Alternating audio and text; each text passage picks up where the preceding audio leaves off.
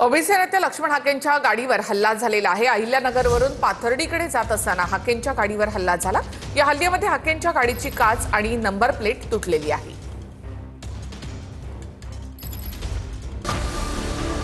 लक्ष्मण हाकेंच्या गाडीवर अहिल्यानगरमध्ये हल्ला झाला। लक्ष्मण हाके दौंड मार्गे पाथर्डीकडे जात होते।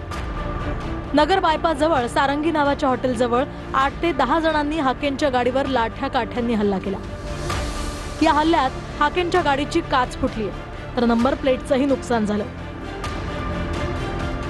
आता 9वा हल्ला आहे आजचा। आजपर्यंत 9 वेळा हल्ला झालेला आहे। आम्ही उपोषण केल्यापासून आजचा हा 9वा हल्ला आहे। लढा असा सुरू राहणार, लढा सुरू राहणार, जीव जाईपर्यंत लढा सुरू राहणार। महाराष्ट्राच्या गृहमंत्र्यांना, मुख्यमंत्र्यांना आमचं सांगणं आहे, आम्ही जगायचं का नाही तेवढंच आम्हाला सांगा। आम्ही या महाराष्ट्रात जगायचं की नाही, का आता आम्ही घराच्या बाहेर पडायचं नाही, तेवढंच आम्हाला मुख्यमंत्री महोदयांनी सांगावं।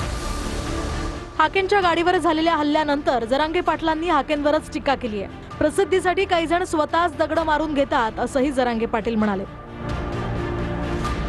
बेकार लोकांकडे आम्हाला लक्ष द्यायला वेळ नाहीये। असलेल्या लोकांकडे लक्ष देऊन जे जातीवाद करतात किंवा स्वतःची जात सोडून परळीच्या टोळीचं ऐकून मराठ्यांच्या विरोधात काम करायचे आणि स्वतः आज परिस्थितीसाठी दगड मारून घ्यायचे, हल्ला करून घ्यायचे। तर कोणाला टाईम आहे हल्ला फल्ला करायला? कोण टाईम हे न असल्यावर कोण शितू करीत असते? गोत काय दगड टाकेन कोण?